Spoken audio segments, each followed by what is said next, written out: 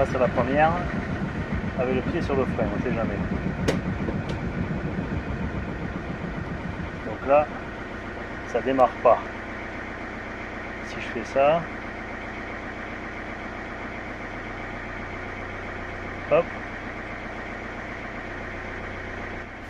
la garde elle est de quelques centimètres seulement. Là j'ai 2 cm avant que ça commence à bouger. Alors que la course totale est là. Je vous propose d'essayer de diagnostiquer ce qui ne va pas dans cet embrayage, mais avant, laissez-moi vous présenter le sponsor de cette vidéo, HB Collection, une société bretonne qui propose des solutions de protection adaptées à toutes les situations. Il faut que je sois vraiment à fond pour pouvoir passer une vitesse et après commencer à démarrer. Hop, au bout de 2 cm. C'est vraiment rien comme garde, mais ça embraye. Je peux passer tranquillement la première, la seconde, je passe toutes les vitesses tranquilles embrayées, sans problème, sans bouger, mais la garde est courte. Le dispositif d'embrayage utilise le même liquide que le circuit de freinage. Ce dispositif est derrière, là-bas, derrière les batteries. Donc pour l'instant, il n'est pas accessible, mais il est possible qu'il y ait ici un défaut. Ensuite, d'ici, l'huile, elle part ici sur ce dispositif qui est aussi bien caché, qui est la fourchette qui va aller actionner directement l'embrayage et le piston ici qu'on ne voit pas. Il y a donc la possibilité que le circuit d'huile qui va entre ici et la fourchette ici qui vient appuyer sur l'embrayage soit en défaut, soit par une fuite, soit par la présence d'air dans le circuit, et donc d'un problème de purge, ou alors c'est plus grave et ça vient directement de l'embrayage. Alors pour accéder au système, eh bien, je vais être obligé d'enlever déjà l'admission d'air et la batterie pour aller voir derrière comment c'est fait et essayer de purger ce système ou de vérifier la purge.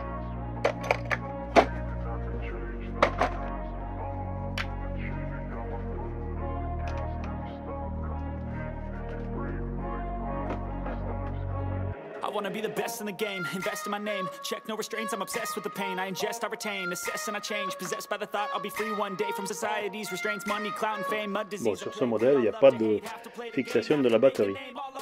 C'est bizarre.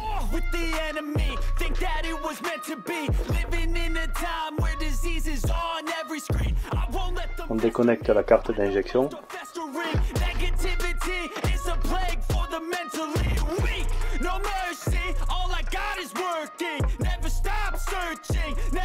Bon, j'ai désolidarisé le câble. Je sors ici la carte d'injection et le support de batterie. L'idée, c'est d'avoir de la visibilité sur les durites et le chemin qu'elles parcourent et les organes qu'il y a.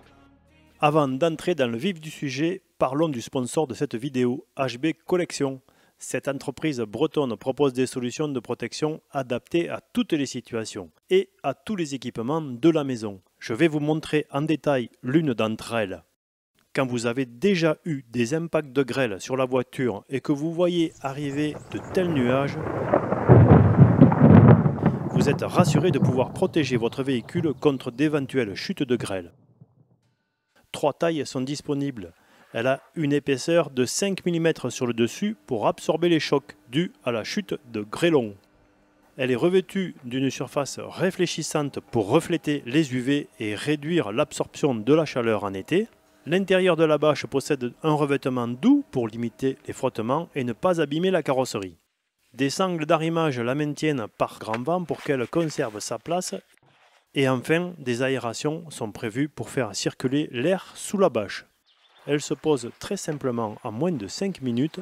La bâche vous sera livrée sous 3 à 5 jours ouvrée dans un colis soigneusement emballé. Merci à HB Collection de soutenir les créateurs. Et maintenant, revenons à notre recherche de panne d'embrayage.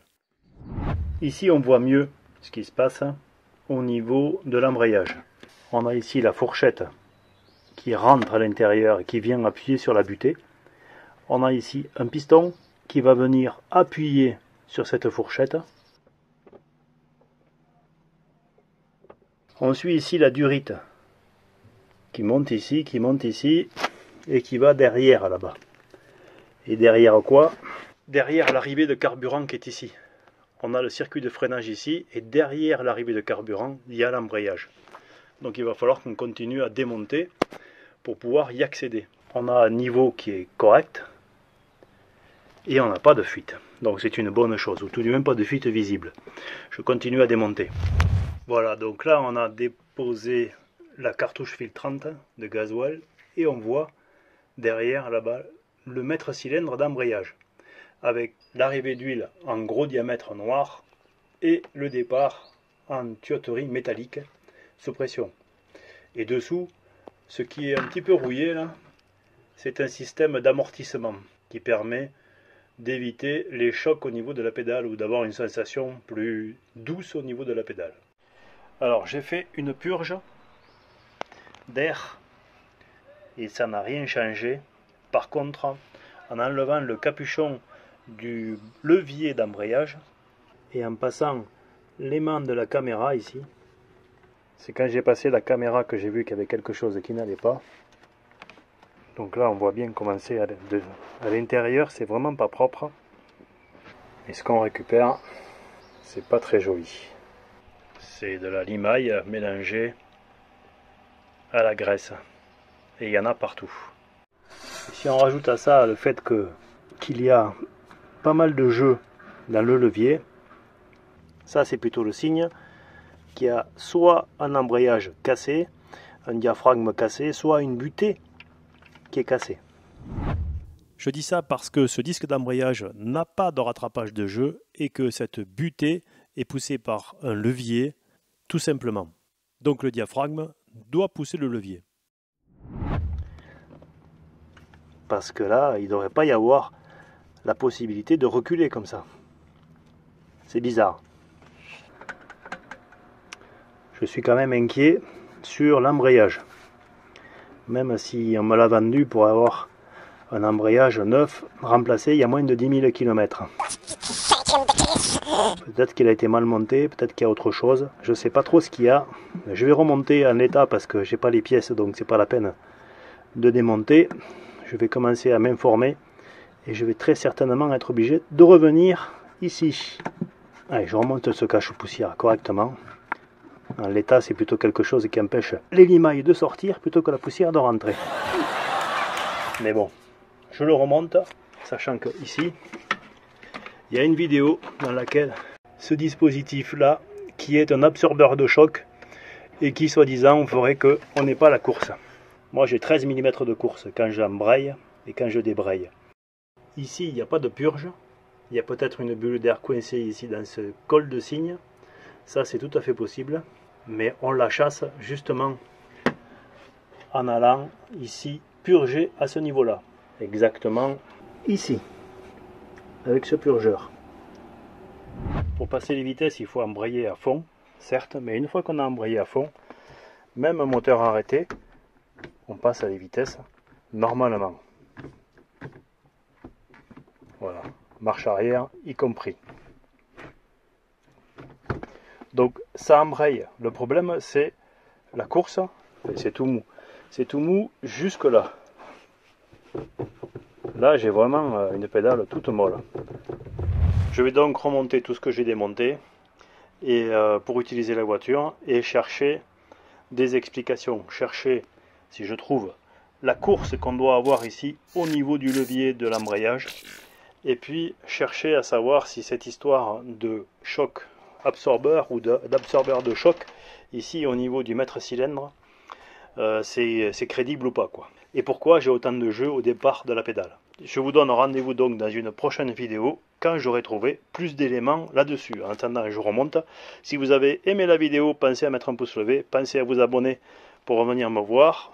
On parle de mécanique automobile, mais pas que. Allez, à très bientôt et d'ici là, soyez curieux, soyez prudents et bricolez bien. Et oui, parce que j'ai pas accès à la revue d'atelier, donc j'ai pas suffisamment de détails, j'ai pas suffisamment d'informations. Je sais pas comment je vais faire pour me les procurer ces informations, mais il va falloir que je me les procure si je veux avancer. Si vous avez des éléments, n'hésitez pas à mettre des commentaires, des éléments qui puissent m'aider Regardez bien que je n'ai pas sorti la vidéo suivante, bien entendu, mais si j'ai pas encore sorti la vidéo, des éléments sur l'embrayage, sur les courses, sur le diagnostic, sur cette histoire d'absorbeur de choc, ça m'intéresse. Laissez-moi des commentaires et je vous remercie par avance de toute l'aide que vous allez pouvoir m'apporter.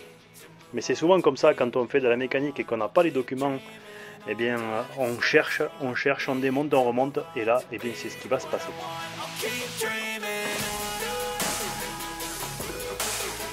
Bon, au moins j'aurais pu vérifier que le filtre à air est en très bonne condition. Il est parfait. Et du coup je ne remonte pas cette cale parce que maintenant la batterie tient bien. C'est le support de la carte d'injection qui sert aussi de support pour la batterie. Donc c'était pas très bien serré.